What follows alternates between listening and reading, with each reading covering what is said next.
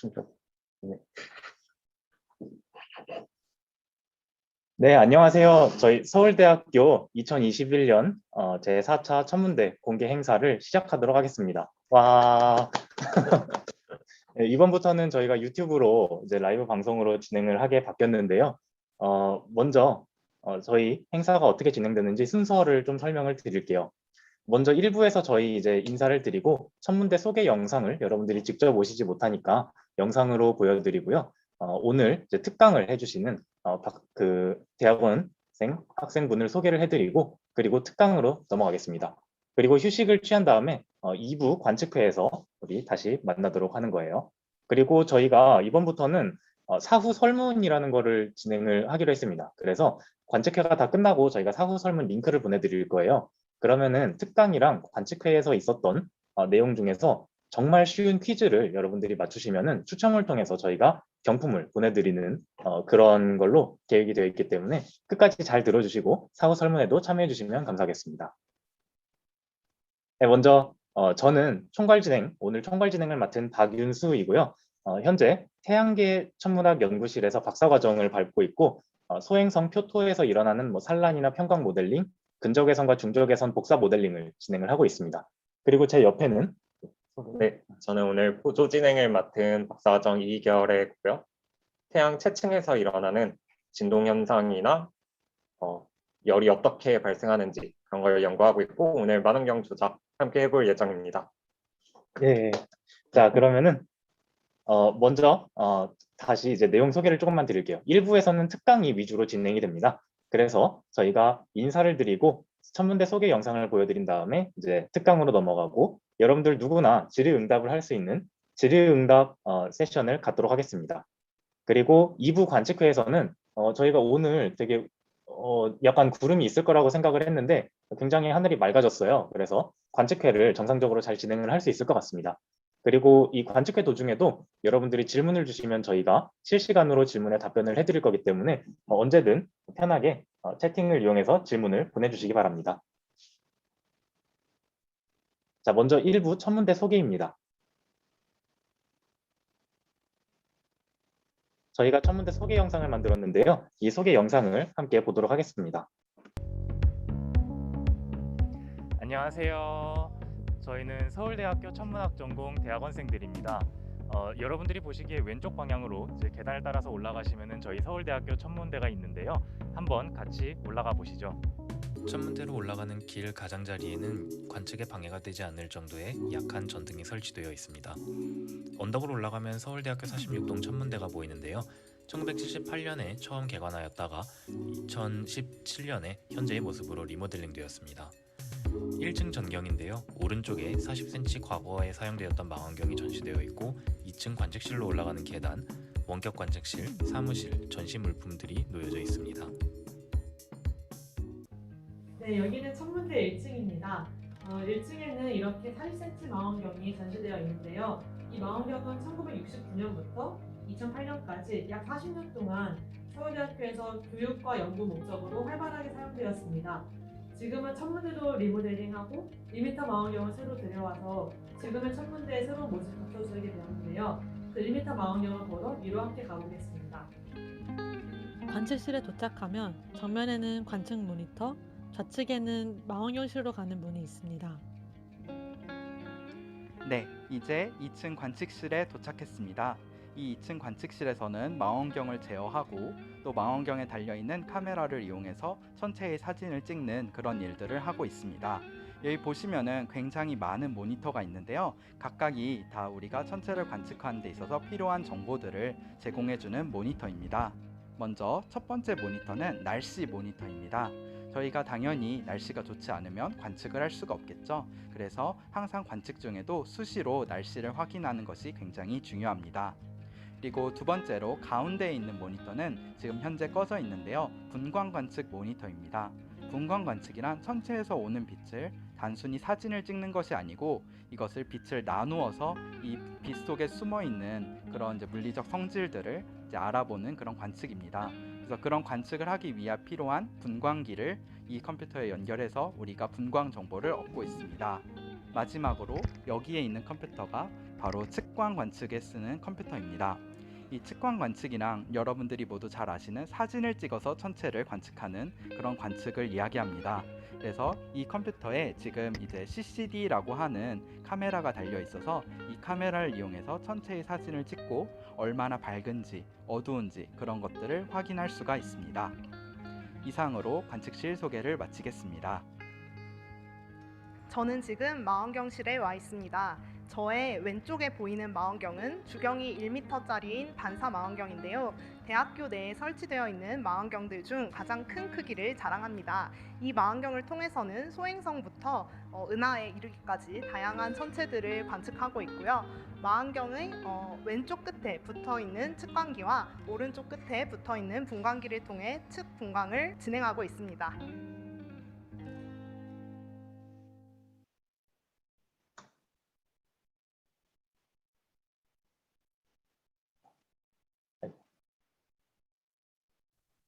자, 참가 번호 4번.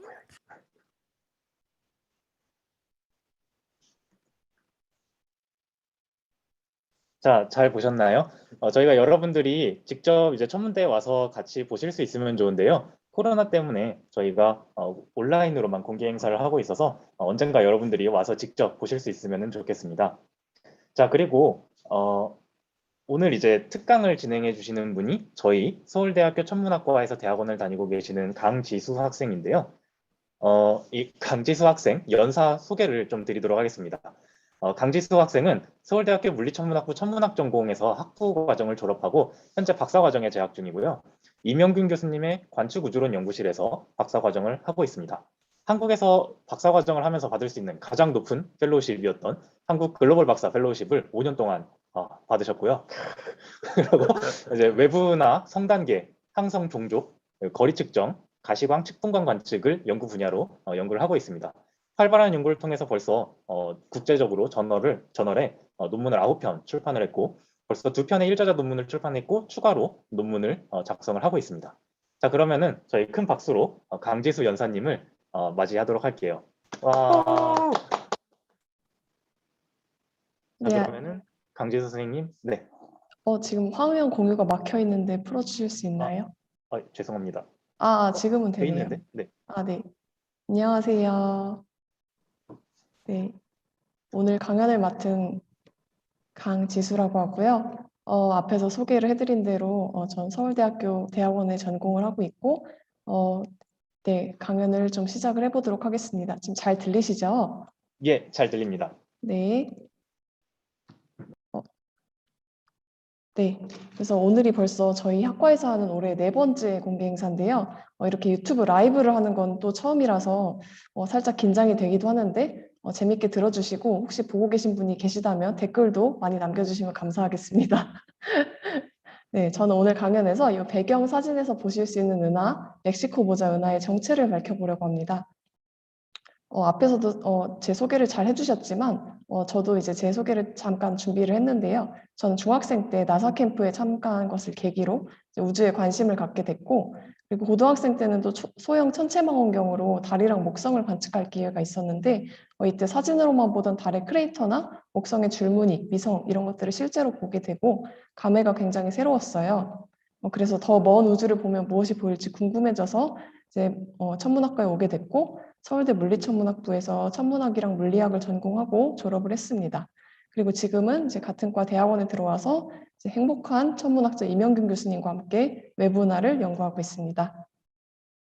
오늘 강연의 순서를 한번 짚고 넘어갈 텐데요. 먼저 강연의 앞부분에서는 은하가 무엇인지, 천문학자가 왜 은하를 연구하는지 말씀을 드리고 뒷부분에서는 제가 연구하는 멕시코 모자 은하, 솜브레로 은하를 소개해드리고 이 은하의 정체를 밝히기 위해서 다른 연구자들 그리고 제가 시도했던 총 3가지 관측 전략에 대해서 말씀을 드리겠습니다.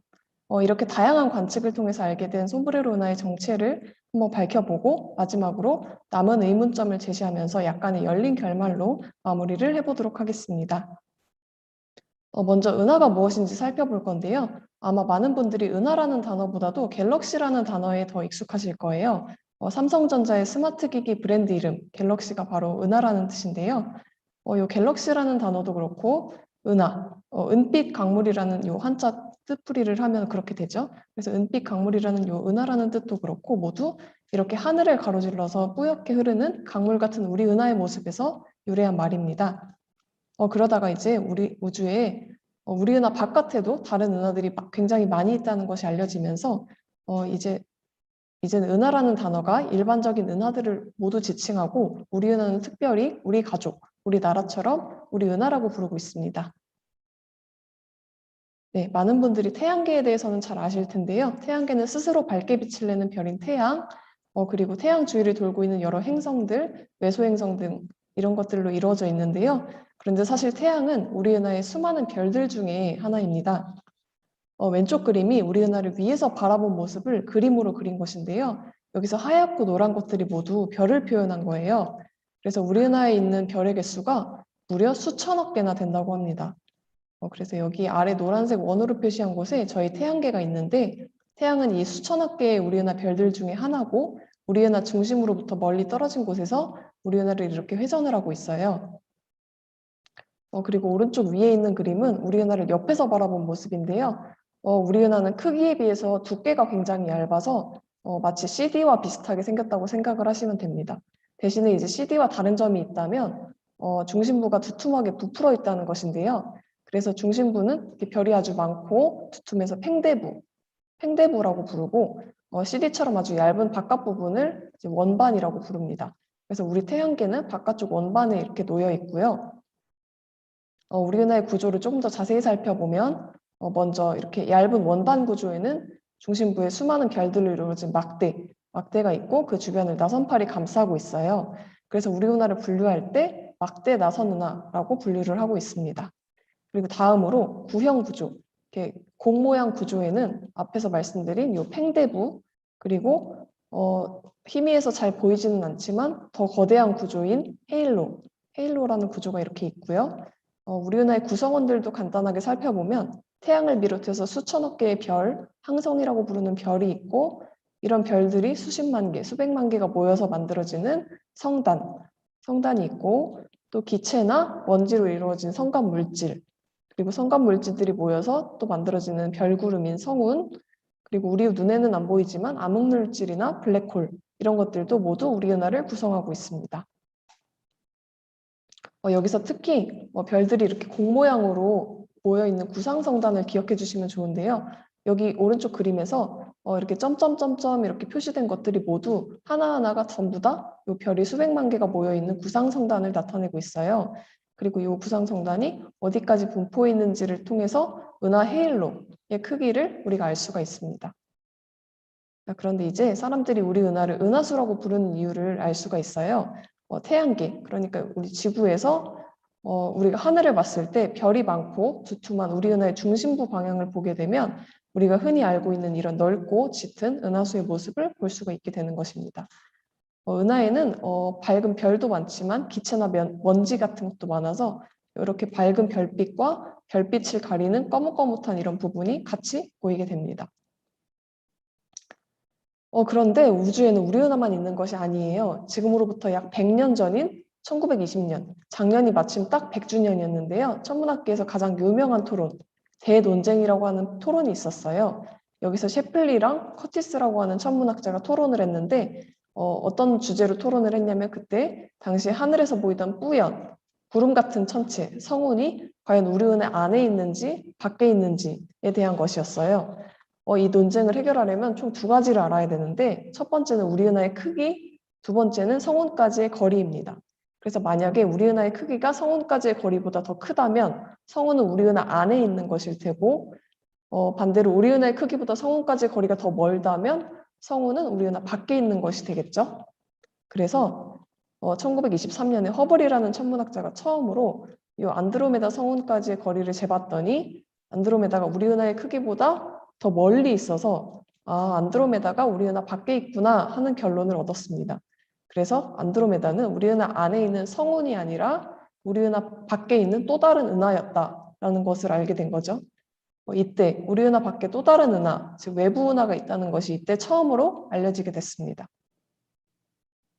그 뒤로는 이제 오늘날에는 성능이 좋아진 망원경으로 하늘의 이곳저곳을 관측을 해보니까 또 다른 은하들이 엄청나게 많이 있고 모양도 제각각이라는 것을 잘 알게 됐는데요.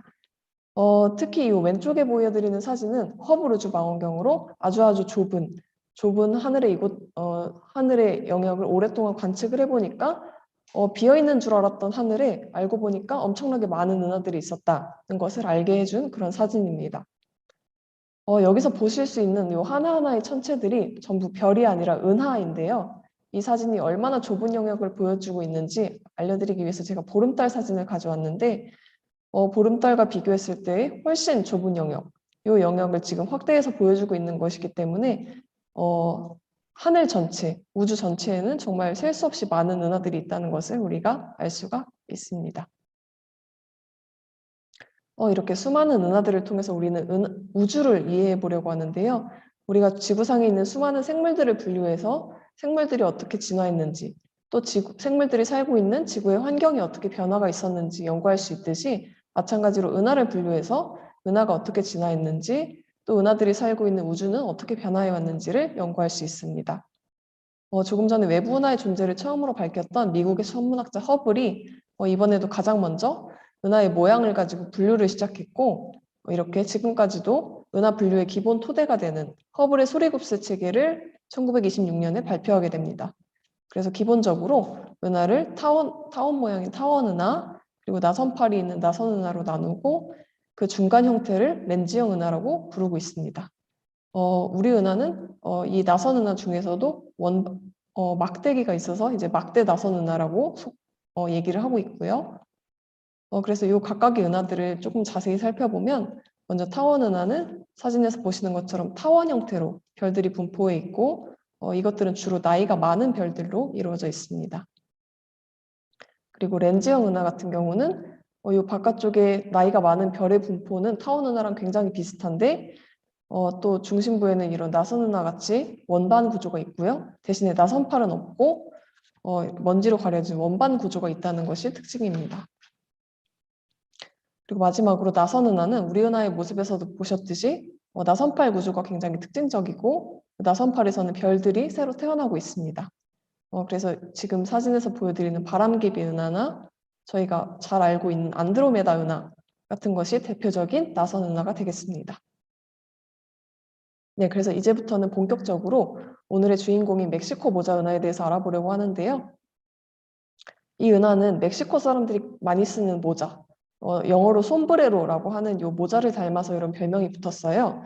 그래서 이 모자는 모자 중앙이 굉장히 높고 또 챙이 넓다는 특징을 가지고 있는데요.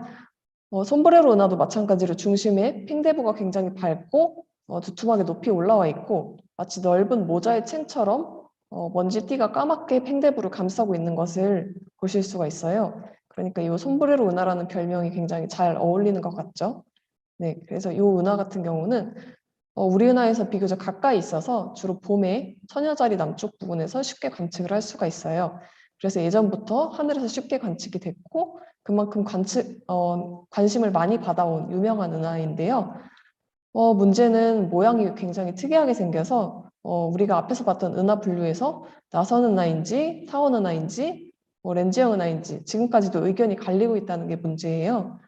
그래서 조금 전에 봤던 우리 은하를 옆에서 본 모습이랑 비교를 하면은 가운데는 볼록하고 먼지로 가려진 이런 원반의 모습이 굉장히 비슷하죠.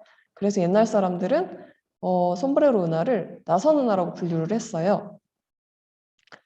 그런데 요즘에 와서는 이제 나선 은하라고 하기에는 요 팽대부가 너무 크고 밝아서 혹시 타원 은하가 아닐까 하는 주장도 있고요. 아니면 그 중간 형태인 렌즈형 은하라는 그런 주장도 있습니다.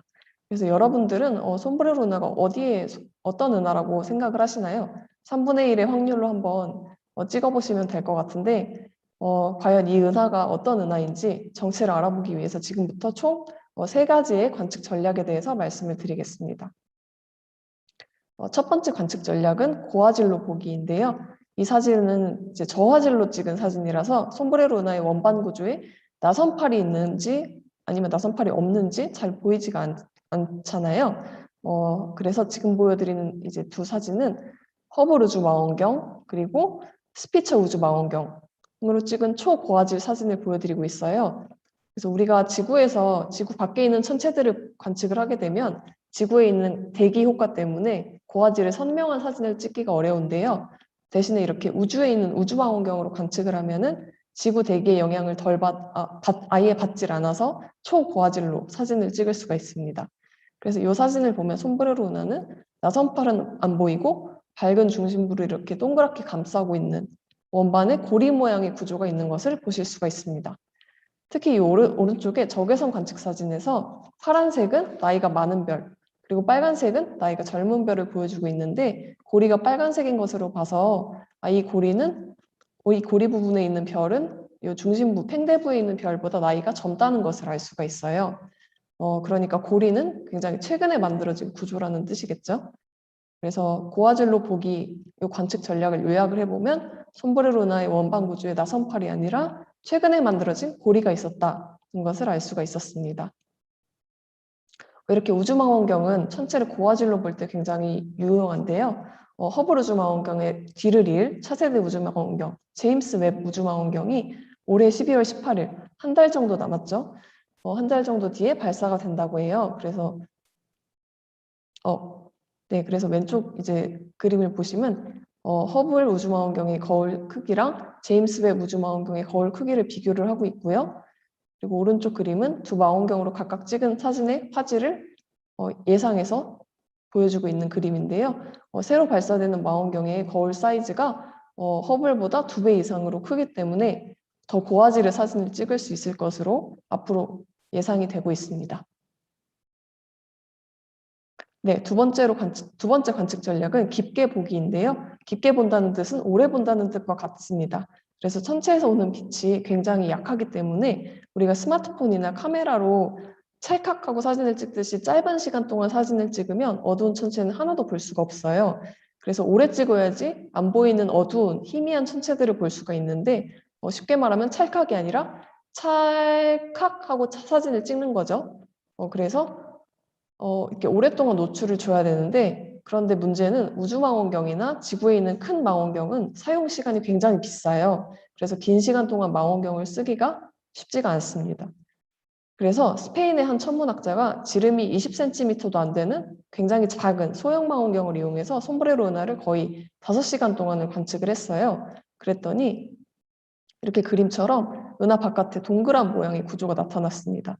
그래서 이게 제가 앞에서 말씀드렸던 헤일로라는 구조인데요. 그러니까 우리가 이전까지 알고 있던 솜브레로 은하는 이 모자 모양 부분이 전부였는데 알고 보니까 오랜 시간 관측을 통해서 잘 보이지 않던 어두운 구조를 보고 발견하고 보니 사실은 훨씬 더 큰 그런 헤일로라는 구조가 있었던 것이죠. 네, 그리고 이렇게 위아래로 이렇게 어떤 별빛이 삐져나온 것 같은 어떤 줄기가 보이는데요. 왼쪽 그림에서 헤일로 빛을 잘 빼고 나면 오른쪽 그림과 같이 이렇게 줄기가 더 잘 보이게 되는데 이 줄기를 자세히 보면 솜브레로 은하를 한 바퀴 감싼 모양이에요. 그래서 이런 모습은 어떻게 나타나는 거냐면 솜브레로 은하에 다른 은하가 합쳐지면서 병합이라는 것을 하는 과정에서 만들어진 일종의 흔적이라고 볼 수가 있습니다. 그래서 요 깊게 보기를 요약해 보면 솜브레로 은하를 깊게 봤더니 별 헤일로랑 병합 흔적이 있었다는 것을 우리가 찾을 수가 있었습니다. 이렇게 깊게 오랫동안의 천체를 보게 되면 과거에 볼 수 없었던 은하의 구조나 병합 흔적을 볼 수 있으면서 은하의 진화 과정을 새롭게 이해할 수가 있습니다. 그래서 이 사진 같은 경우는 솜브레로 은하가 아니라 다른 은하인데요. 이렇게 깊게 관측하면 이렇게 안 보이던 구조들이 새롭게 나타나는 것을 보실 수가 있습니다. 마지막 관측 전략은 넓게 보기인데요. 하와이에는 이제 전 세계적으로 유명한 망원경들이 굉장히 많이 모여 있어요. 그래서 천문학자들에게 중요한 장소이기도 한데 그중에 캐나다, 프랑스, 하와이 망원경이라고 하는 지름 3.6m의 이제 큰 망원경이 있는데 이 망원경의 특징은 한 번에 엄청나게 넓은 영역을 관측할 수 있다는 특징이 있어요. 그래서 앞에서 보여드렸던 허블 우주 망원경 같은 경우는 굉장히 좁은 영역을 고화질로 보는 거고 이 망원경 같은 경우는 적당히 좋은 화질로 한 번에 보름달 4개 정도의 굉장히 넓은 영역을 관측을 하고 있습니다. 그래서 저희 팀, 이제 서울대학교 임영균 교수님 연구팀에서 솜브레로 은하를 이렇게 넓게 관측을 했고요. 그렇게 관측을 했더니 앞에서 이제 깊게 관측했을 때 보이던 별 헤일로보다 훨씬 더 먼 바깥쪽에서 솜브레로 은하의 구상성단을 약 1,500개 정도를 찾았어요. 그래서 요렇게 구상성단의 바깥쪽에서 찾았다는 것의 의미는 별 헤일로보다 더 크고 어두운 거대한 별 헤일로를 찾았다는 뜻과 같습니다. 그래서 요약을 해보면 넓게 봤더니 솜브레로 은하에는 정말 거대한 별 헤일로가 있더라는 것을 저희가 알 수가 있었습니다. 그래서 이 솜브레로 은하에서 거대 별 헤일로를 찾은 연구 내용은 이제 저랑 저희 지도 교수님과 함께 논문으로 작성을 해서 현재 국제 학술지에 제출을 앞두고 있고요.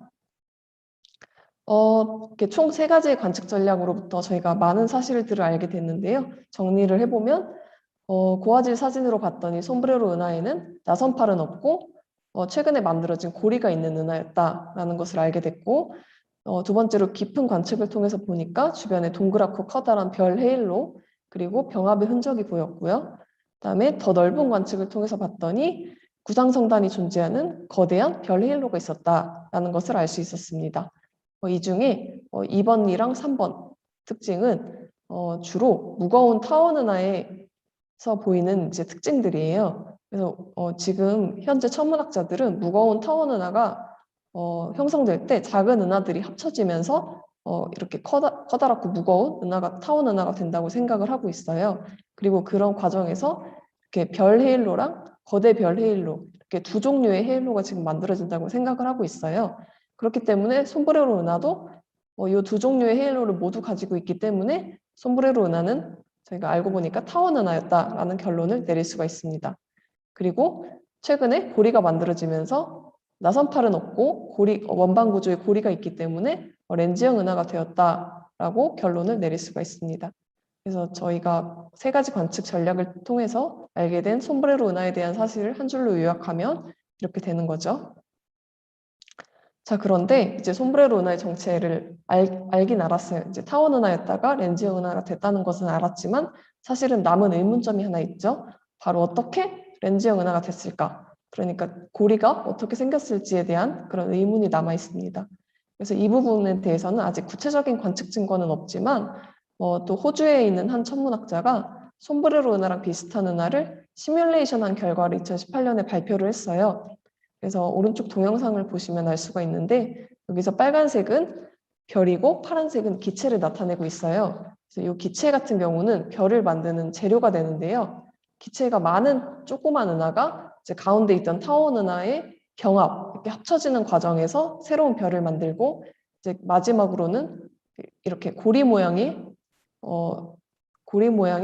새로 생긴 별들이 이렇게 보이는 것을 확인을 할 수가 있습니다. 그래서 솜브레로 은하도 이런 과정을 통해서 고리를 만들지 않았을까라고 저희가 추측을 해볼 수가 있는데요. 또 문제가 있어요. 네, 문제는 이렇게 타원 은하가 렌즈형 은하, 이런 방식으로 렌즈형 은하가 될 확률을 계산해 본 연구 결과가 굉장히 최근에 한 달 전에 이제 나왔는데 확률을 계산해 보니까 1%도 안 된대요. 그래서 저희가 정말로 솜브레로 은하가 이렇게 낮은 확률을 뚫고 타원 은하에서 렌즈형 은하가 된 건지 아니면 우리가 모르는 또 다른 이야기가 숨어 있는지 아직 의문이 남아 있습니다.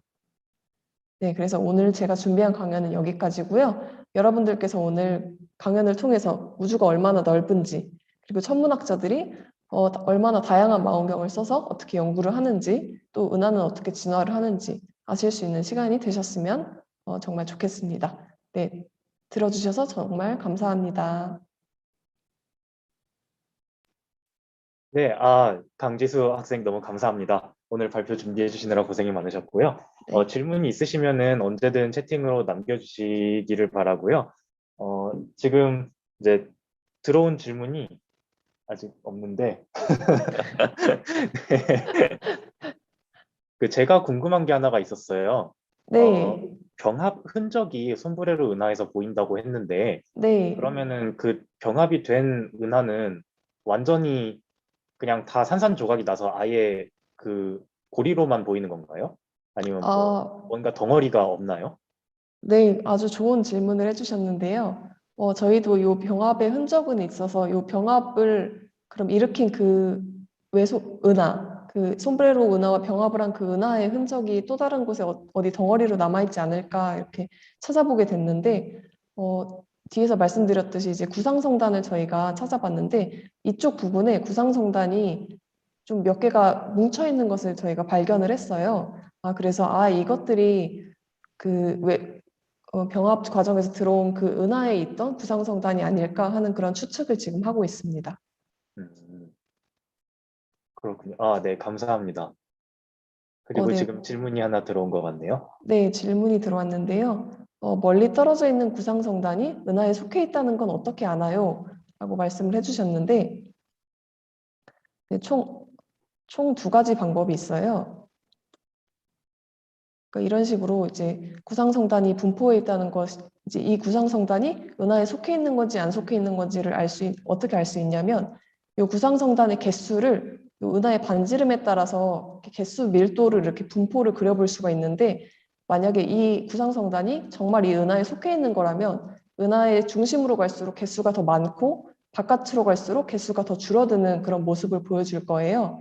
그래서 실제로 이 구상성단을 찾아서 개수 밀도를 은하의 중심으로부터 거리에 따라서 이렇게 그려보면 실제로 중심부에는 개수가 많고 이제 바깥으로 갈수록 개수가 줄어드는 그런 모습을 보여주고 있거든요.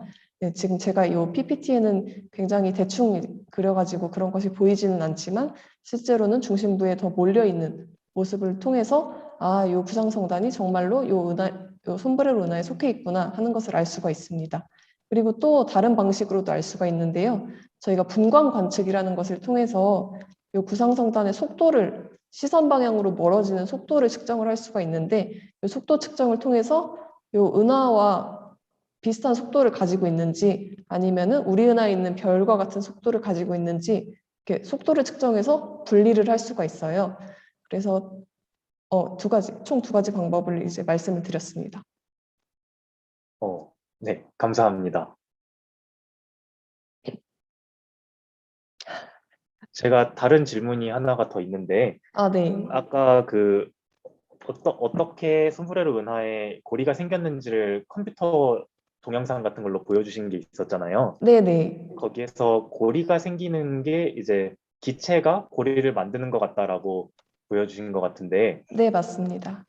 그러면은 그 솜브레로 은하의 고리는 기체인가요? 그러니까 기체가 별이 다 돼서, 그러니까 기체는 별을 만드는 재료인데요. 이제 기체를 가지고 별을 모두 만들어서 나이가 젊은 별을 만들게 됐고, 이제 기체는 모두 소진을 한 상태로 알고 있습니다. 그러면은 그 솜브레로 은하도 그 고리 부분에는 다 젊은 별들만 모여 있는 건가 보네요. 네, 맞습니다. 네, 감사합니다.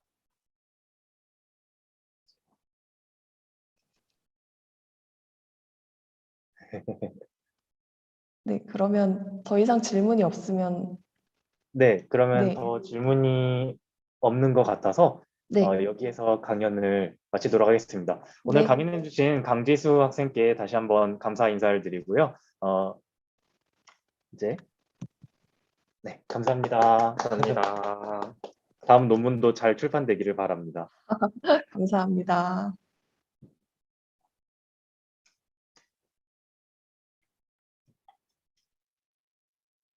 자, 그러면 저희가 이제 강연과 질의응답 시간이 끝나서 쉬는 시간 10분을 가지고 10분 후에 지금 8시 1분인데요. 한 8시 11분에 여기서 다시 모이도록 하겠습니다. 네, 그러면은 쉬는 시간을 가지고 조금 있다가 관측회에서 뵙도록 하겠습니다.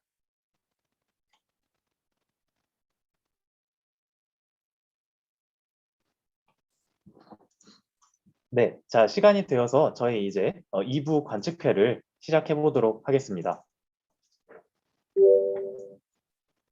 자, 오늘 관측할 친구들은 먼저 태양계에 있는 친구들부터 저희가 관측을 해볼 거예요. 1m 망원경으로 달이랑 오늘 목성이랑 달이 토성도 떠 있기는 한데 토성은 조금 고도가 낮아서 오늘 라이브로 보여드리기는 조금 어렵고요. 목성이랑 달을 먼저 볼 거예요. 그리고 아까 강연에서 우리가 솜브레로 은하, 멕시코 모자 은하 얘기를 들었어요. 근데 솜브레로 은하를 지금 관측을 할 수가 없는 위치에 가 있어서 솜브레로 은하랑 비슷한 두 개의 은하를 저희가 골랐어요. 그 두 개의 은하를 관측을 해볼 거고요. 그리고 성단과 성운, 성단이랑 성단은 별들이 이제 모여 있는 거를 성단이라고 부르는데요. 그 중에서도 아까 강연에서 잠깐 언급이 되었던 구상성단, 공처럼 별들이 이렇게 모여 있는 그런 천체를 저희가 한번 관측을 해볼 거고, 그리고 고치성운이라고 불리는 성운이 있어요. 성운은 별들 사이에 있는 이제 가스 구름인데, 그 가스 구름에서 별들이 원래 태어나요. 그래서 고치성운에는 이제 성운, 그 가스 구름이 있고, 그 속에서 얼마 전에 태어난 별들이 이렇게 박혀서 보입니다. 그래서 그 천체를 우리가 오늘 관측을 해보도록 할게요. 자, 먼저 지금 벌써 망원경이 달에 가 있어요. 그래서 달의 모습이 어떻게 보이는지 한번 저희가 보도록 할게요.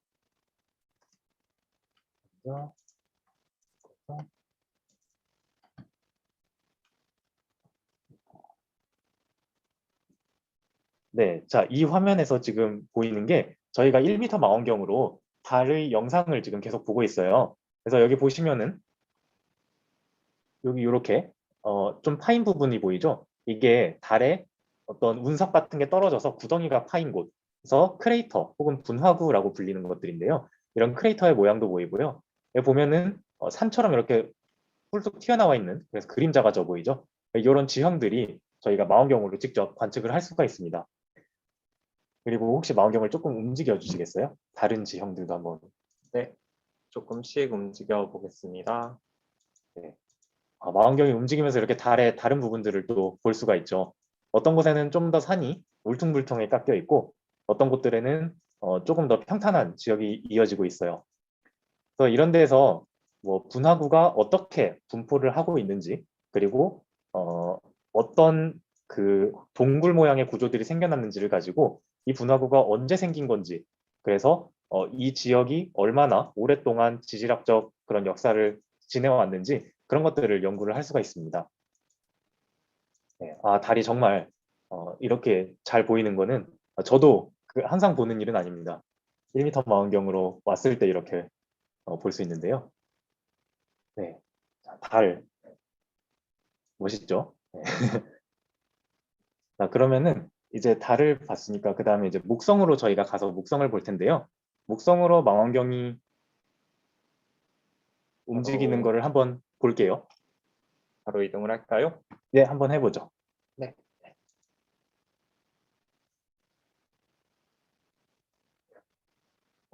정말 빠르네요. 목성을 놀랍습니다. 조금 가져오고, 네, 오늘 날씨가 나쁘지는 않은데 그렇게 좋은 날은 또 아니라서 약간 최상의 컨디션으로 목성을 볼 수는 없어요.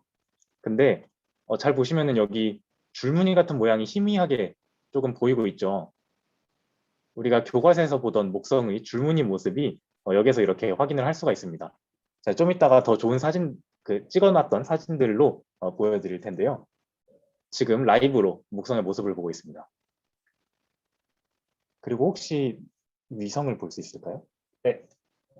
그리고 여러분들이 혹시 배우셨을지 모르겠지만 달에는 지구를 달이 공전을 하고 있듯이 목성을 공전하고 있는 목성의 달들이 있어요. 그걸 처음 발견한 게 이제 갈릴레이가 수백 년 전에 그 작은 망원경으로 하늘을 올려다보면서 목성에 크게 4개의 위성이 있다, 4개의 달이 있다라는 것을 알아냈는데요. 그 중에 하나, 오늘 여기에 또 목성의 달이 여기 하나 보이고 있습니다. 굉장히 밝게 보이죠. 목성을 돌고 있는 목성의 달을 우리가 1m 망원경으로 보고 있습니다. 옛날 갈릴레이는 자기 한 손에 들 수 있는 망원경으로 하늘을 봤지만 우리는 이제 한 10명의 사람이 모여도 들기 어려운 1m짜리 망원경으로 이렇게 목성을 관측을 하고 있어요. 주변에 다른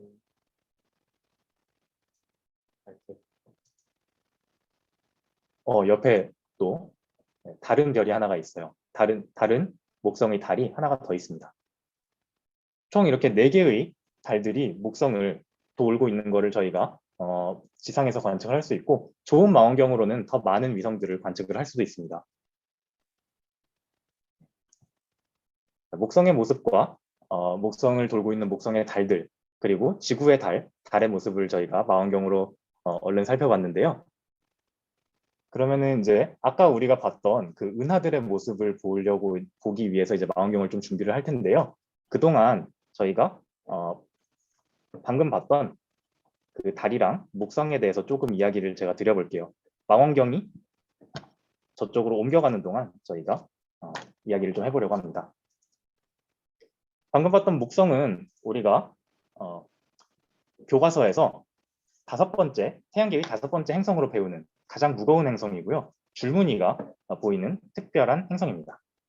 자, 여기 사진을 보시면은 이거는 허블 우주 망원경으로 찍은 목성의 사진이에요.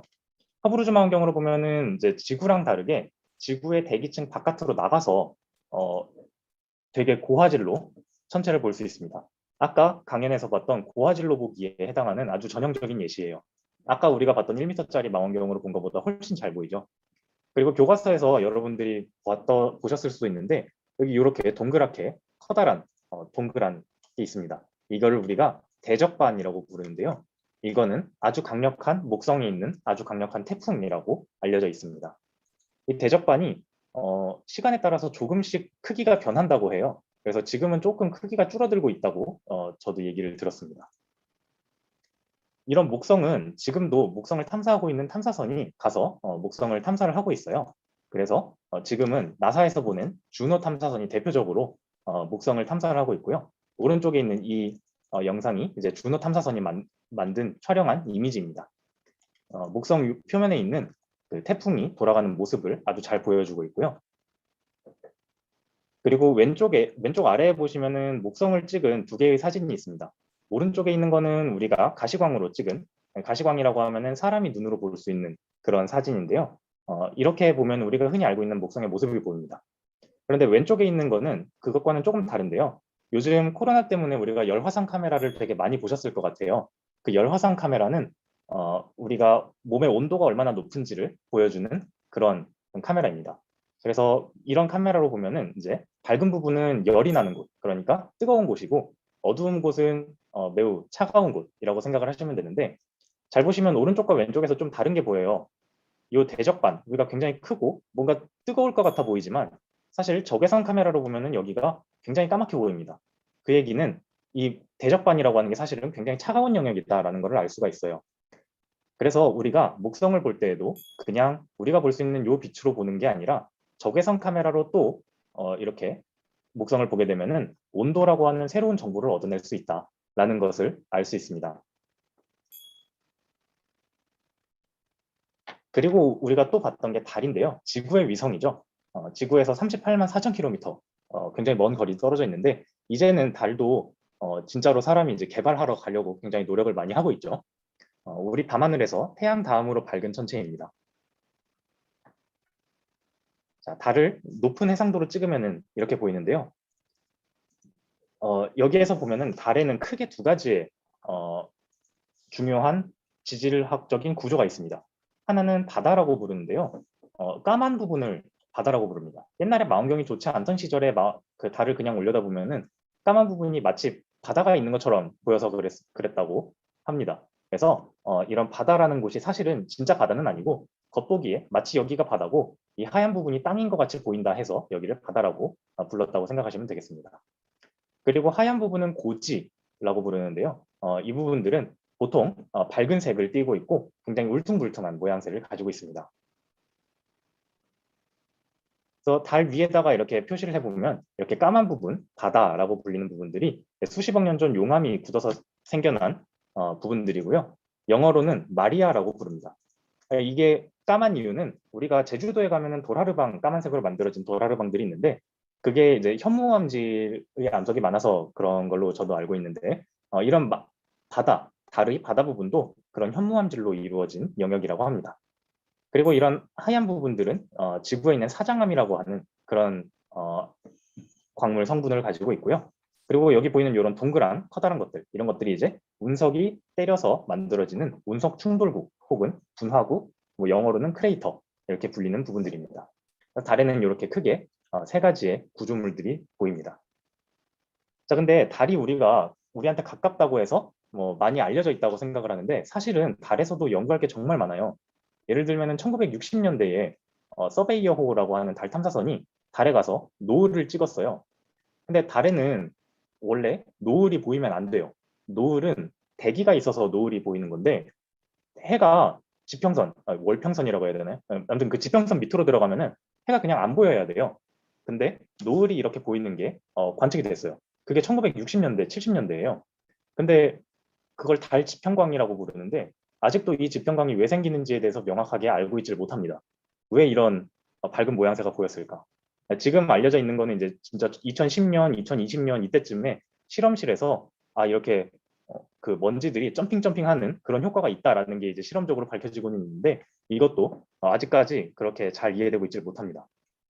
그리고 우리가 1m 망원경으로 달을 관측을 하는 거를 여러분들이 같이 보셨는데요.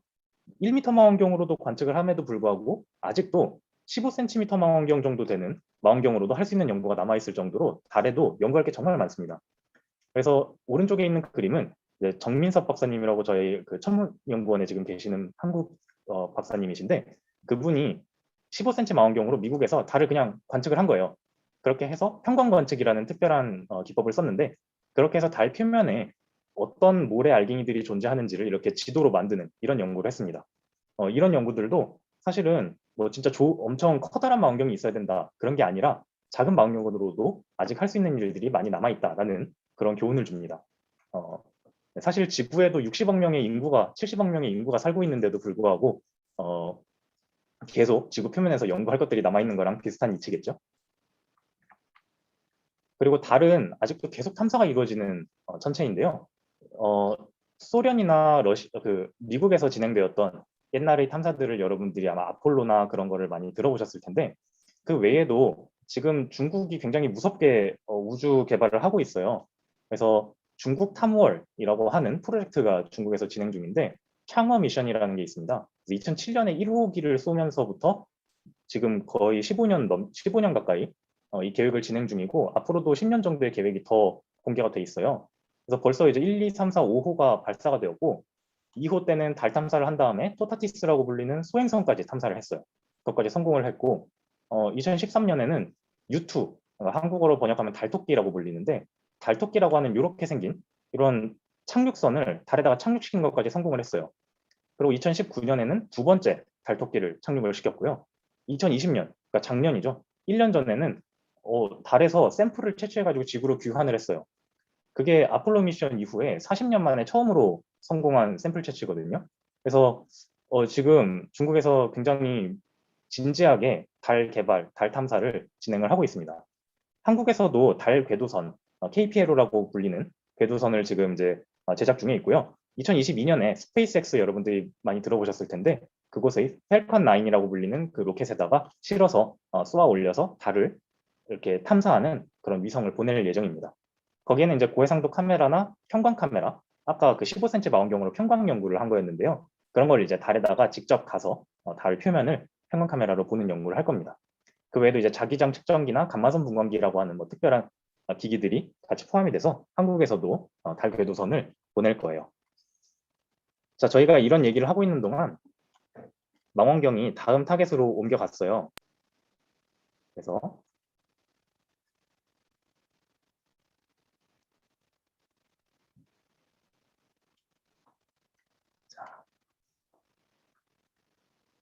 화질이 조금 좋지는 않은데 네, 저희가 이게 M15라고 하는 구상성단이에요.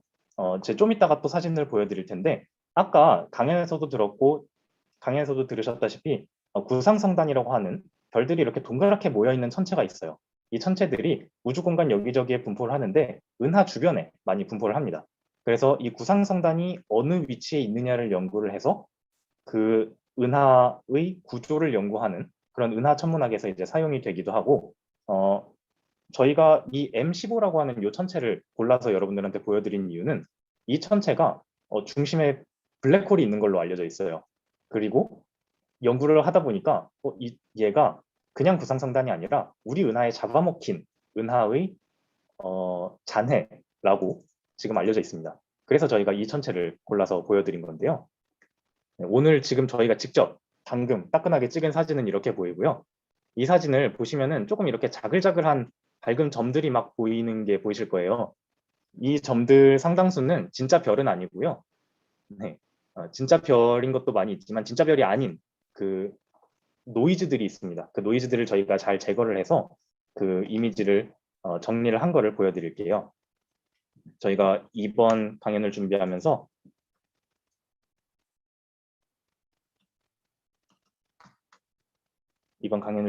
찍었던 사진인데요.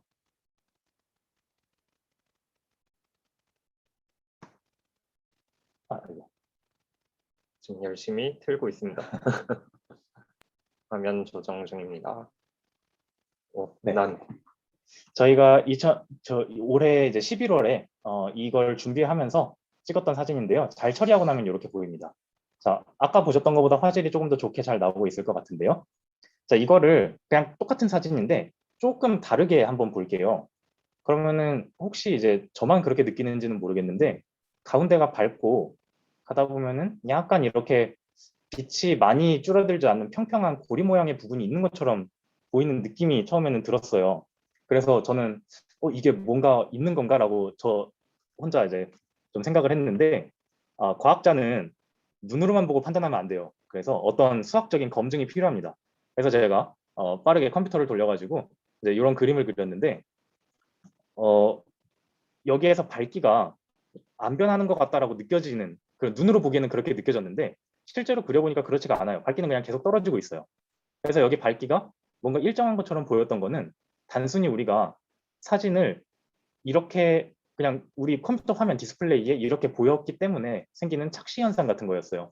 그래서 실제로 밝기가 일정한 게 아니라 사실 밝기는 떨어지고 있는데 마치 밝기가 평평한 지역이 있는 것처럼 착시가 보였던 겁니다. 그래서 관측을 한 다음에 자료를 볼 때 이렇게 단순히 눈으로 보고 이런 느낌이 든다라고 하면은 잘못하다가는 잘못된 연구를 할 수도 있습니다. 그래서 이런 수학적인 검증이 꼭 필요합니다. 저희 이제 서울대 천문대에서 2018년에 찍었던 사진이고요. 이게 이제 제일 잘 나온 저희 천문대에서 찍은 제일 잘 나온 사진 중에 하나였고, 그리고 이거는 그 아리조나 대학의 그 레몬산 천문대에서 찍은 사진이라고 하는데요. 이렇게 보면은 이제 서울대에서 찍는 것보다 여기서 사진이 잘 나오는 이유가 산 꼭대기에 올라가서 보기 때문에 지구 대기에 의한 영향이 작아요. 그래서 지구 대기에 의한 그런 별들이 뭉개지는 현상이 적어져서 이렇게 보이는데, 사실 이렇게 봐도 중심부에 블랙홀이 있는지를 알기는 어려워요. 그래서 사람들이 이제 더 자세한 연구를 통해서 이 M15라고 하는 이 구상성단 중심부에는 블랙홀이 있는 것 같다라는 그런 힌트를 별들의 운동으로부터 알아냈습니다. 그리고 이 M15 속에 블랙홀이 있고 그다음에 얘가 어떤 특정한 물리적인 성질을 보이는데, 그것 때문에 이 M15라는 구상성단은 단순히 다른 구상성단처럼 우리 은하에 가만히 있는 구상성단이 아니라 외부에 있던 다른 은하가 우리 은하에 잡아먹히고 이제 다른 것들은 다 잃어버리고 중심부에 핵 부분만 간신히 살아남아서 이렇게 구상성단의 모양으로 보이는 것이다 라고 지금 알려져 있다고 합니다. 네, 그리고 그 다음에 M33으로 한번 가볼까요? M33. 혹시 만원경 움직이는 모습을 한번 보여드릴 수 있을까요? 그렇죠. 화면이 공유되면 네, 화면으로 지금 망원경실이 사진으로 가고 있는데요. 저희가 망원경을 M33이라고 하는 다음 저희 타겟으로 옮겨보도록 하겠습니다. 네, 하나, 둘, 셋. 자, 망원경이 빠르게 움직이고 있죠. 저쪽 하늘에 저희 M33이라고 하는 저희가 이번에 보려고 하는 은하가 그 위치에 있습니다. 망원경이 돌아가고 나면은 망원경을 보호해주고 있는 저 지붕, 돔이라고 하는 부분이 이제 돌아가서 그 위치를 관측할 수 있도록 해줍니다. 이 돔이 돌아가는 시간이 좀 오래 걸려요. 네. 그래서 돔이 저 하늘이 뚫려 있는 부분이 만원경 앞에까지 올 때까지 기다린 이후에 카메라를 작동시켜서 한번 촬영을 해보도록 하겠습니다. 그리고 다시 거기로 옮겨가는 동안 저희가 찍으려고 하는 M33이라고 하는 은하가 어떤 은하인지를 보여드리도록 할게요. M33은 삼각형자리 은하라고 불리는 은하입니다. 우리 은하 주변에 있는 북부 은하군이라고 하는데, 우리 은하 주변에 다양한 은하들이 있어요. 그 다양한 은하들 중에서 가장 작은 나선 은하에 속한다고 해요. 그리고 시간이 지나면은 아까 방금 우리가 봤던 M15라고 하는 구상성단은 우리 은하에 잡아먹힌 은하의 잔해라고 했잖아요. 그래서 그 불쌍한 M15 잔해가 있었는데 이 M33은 나중에 안드로메다 은하에 병합돼서 흡수될 것이다 라고 지금 예측이 되고 있습니다. 그래서 나중에는 이 M33이라고 하는 은하도 안드로메다 은하에 흡수돼 가지고 지금 우리가 조금 아까 봤던 구상성단처럼 그렇게 중심부에 아주 작은 잔해만 남고 다 없어질 것으로 지금 생각이 되고 있습니다. 그리고 은하들을 보면은 은하들에는 보통 별명이 있어요. 근데 이 은하도 바람개비 은하라고 하는 별명이 있는데 사실은 M33 말고 M101이라고 하는 은하가 있어요. 이 은하도 바람개비 은하거든요. 그래서 은하의 이름이 똑같아요. 그래서 헷갈리지 않아야 합니다. 그래서 저희가 은하나 그런 거를 부를 때는 M 뭐 이런 그 번호, 아이디를 부여를 합니다. 그래서 삼각형 자리 은하는 그냥 이 친구의 별명이고 실제로 우리가 연구에서 사용해야 하는 진짜 제대로 된 아이디는 M33이라는 이름을 쓰게 됩니다. 지금 망원경에서는 이 M33 은하로 가서 이 은하를 찍고 있는데요. 1분 동안 촬영을 하도록 제가 명령을 내려서 지금 45초째 촬영을 하고 있고 이제 10초 남았습니다.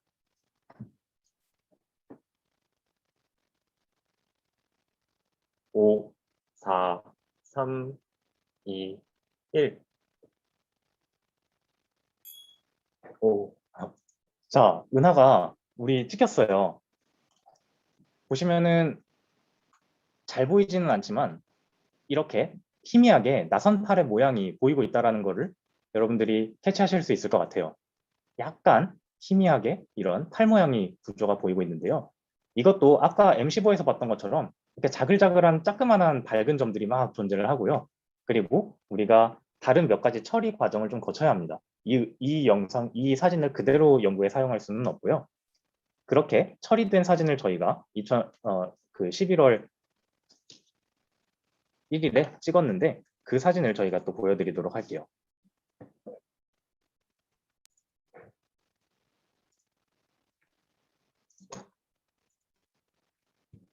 자, 여기 보이는 사진이 저희가 찍었던 아까와 같은 그런 사진을 처리를 해서 잘 보일 수 있도록 이렇게 처리를 한 사진인데 보시면은 나선팔의 모습이 아까 봤던 것보다 훨씬 잘 보이고 있죠. 그리고 여기 이제 뭐 별들이 많이 모여 있는 부분들도 따로 보이는 것 같고 네. 저희 천문대에서 2분 동안 사진을 찍으면은 이런 모습으로 사진을 찍을 수가 있습니다. 굉장히 아름답게 보이죠. 그리고 이제 이거는 다른 천문대에서 찍은 좀 더 도심이 아니라 산꼭대기로 올라가서 찍은 사진이고요. 이렇게 보면은 조금 더 자세한 구조들이 보여요. 까만색 선 같은 것도 조금씩 보이는 것 같고 이제 이것들이 아까 그 솜브레로 은하에서 까만 띠가 보였던 것처럼 그런 먼지들의 분포를 보여줍니다.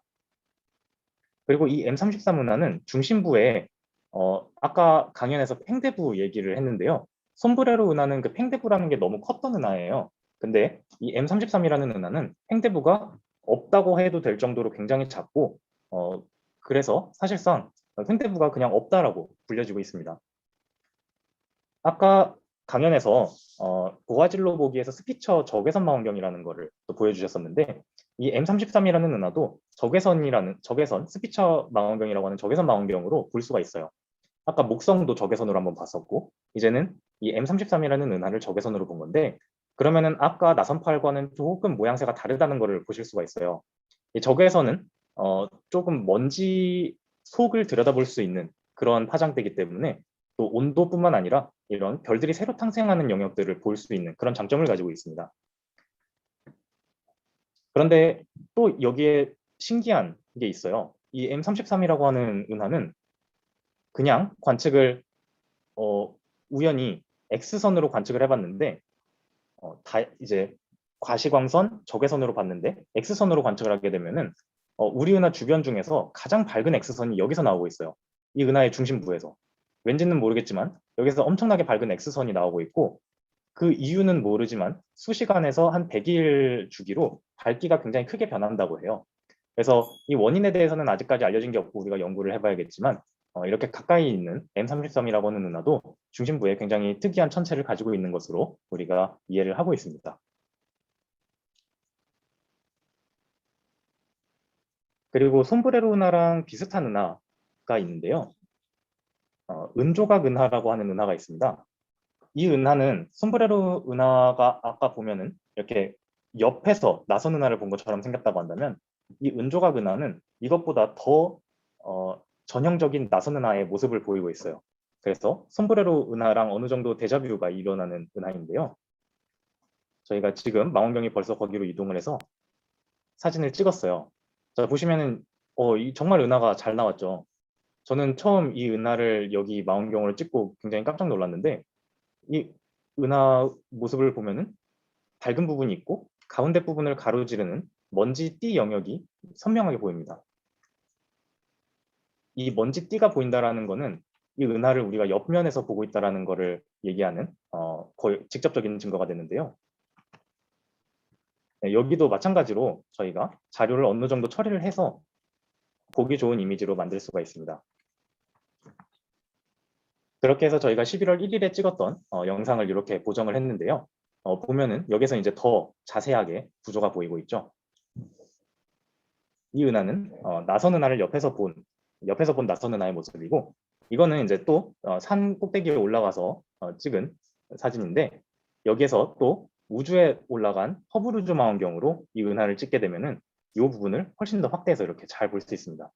거의 어디 그 시골에 가서 은하수를 보신 분들은 아시겠지만 은하수를 보는 것만큼이나 선명하게 외부 은하의 모습이 보이는 게 정말 신기했습니다. 여기 보면은 이런 까만색으로 이제 먼지가 이렇게 있구나라는 것도 알 수 있고요. 얼마만큼이나 이렇게 두꺼운 모양새를 가지고 있는지 이런 걸 볼 수가 있습니다. 아까 저희가 적외선이라고 하는 다른 파장으로 은하를 관측을 했다고 했어요. 근데 빛에는 가시광선 말고도 다른 파장대도 있어요. 적외선이나 가시광이나 그런 거 말고도 전파라고 하는 영역이 있는데, 그 전파라고 하는 우리 핸드폰 전파, 그런 파장에서 이 천체를 관측하면은 이런 모양새가 나온다고 해요. 근데 아까 봤던 이 모양새랑 비교를 하면은 여기서는 굉장히 은하가 날카로웠어요. 아주 얇았는데 여기서는 조금 더 은하가 동글동글한 모양새를 가지고 있습니다.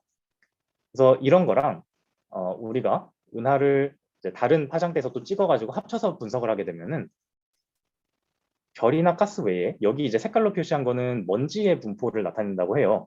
그래서 어떤 물리적인 모델을 사용을 해서 잘 계산을 하면은 별이나 가스 외에도 먼지가 어떻게 분포하는지를 볼 수가 있다고 해요. 그렇게 먼지의 분포를 연구하고 나서 이 과학자들이 이 은조각 은하에서는 은하 바깥쪽 방향으로, 이 빨간색 방향으로 150km, 초속 150km가 되는 엄청난 속도로 은하 바람이 불고 있다는 것을 밝혀냈다고 합니다. 그래서 우리가 그냥 볼 때에는 되게 그냥 날카로운 나선 은하를 옆면에서 보는 것처럼 보이지만 사실은 여기에서 굉장히 강한 은하 바람을 이렇게 수직한 방향으로 내보내고 있었다라는 것을 다양한 파장대역에서 연구를 통해서 알게 되었다고 합니다. 찍은 건가요? 예전에 찍어둔 그다음에 우리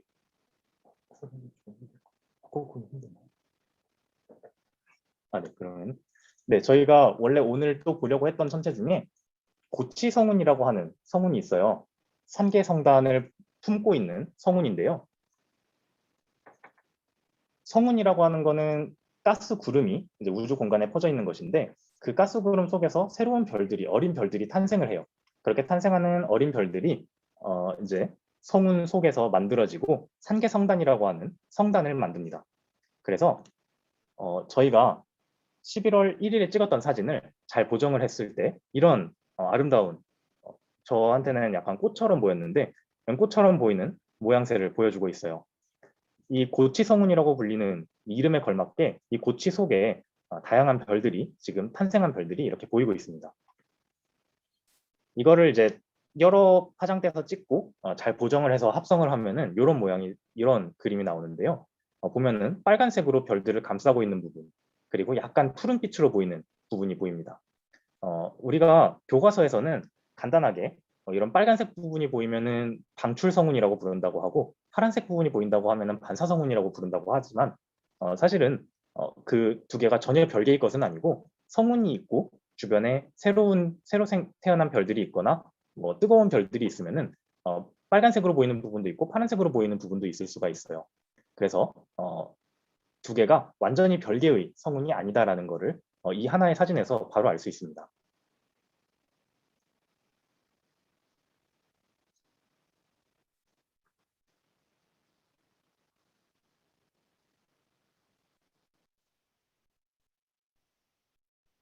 자, 그리고 마지막으로 저희가 A를 볼 수 있을까요? 네.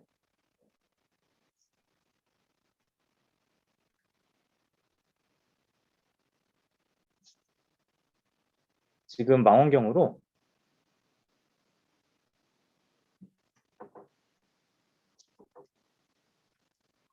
우리 박쥐 성운이라고 하는 성운이 있어요.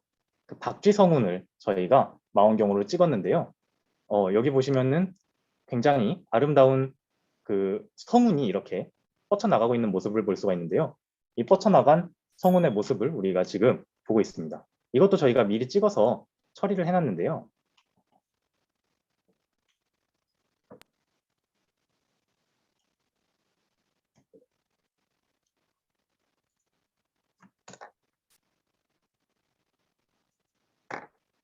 이게 저희가 그 11월 1일에 찍어서 처리한 성운의 모습입니다. 굉장히 멋있게 보였는데 이 부분도 이제 별들이 탄생을 하고 있는 그런 성운의 영역을 보여주고 있습니다. 그래서 이 부분을 사실은 우리가 굉장히 좁은 영역을 보고 있는 것이고 실제로 이 박쥐 성운이라고 하는 성운은 엄청나게 커다란 베일 성운이라고 하는 성운의 일부분입니다. 그래서 우리가 본 거는 아까 한 요 정도 네모난 영역이고요. 그 영역을 아까 우리가 다양한 적외선이나 전파나 이런 얘기를 했는데 여기서도 다양한 파장대로 찍은 다음에 합성을 하면은 어떤 파장에서는 파란색으로 보이고 어떤 파장에서는 빨간색으로 보이고 그래서 서로 다른 구조를 보여주고 있어요. 그래서 이런 것들을 잘 알고 있으면은 이제 요 주변에 먼지가 어떻게 구조를 이루고 있구나라는 것을 알 수 있고요. 요 베일 성운은 초신성이 폭발하고 남은 잔해라고 해요. 그래서 그 잔해의 모습을 연구함으로써 초신성이 어떤 구조를 가지고 어떻게 진화를 했는지를 우리가 알 수 있다고 합니다.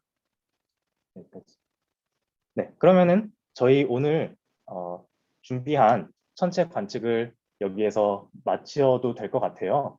그래서 우리가 지금까지 오늘 태양계 천체들을 관측을 했고 그리고 솜브레로 은하와 비슷한 나선 은하들 그래서 M34 은하랑 그다음에 은조각 은하라고 하는 옆면에서 본 은하를 관측을 했어요.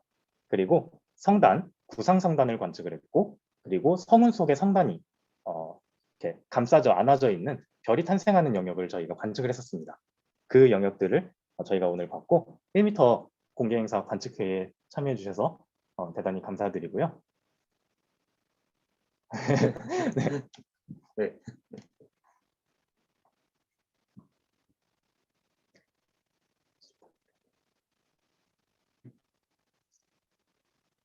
네. 네, 그러면은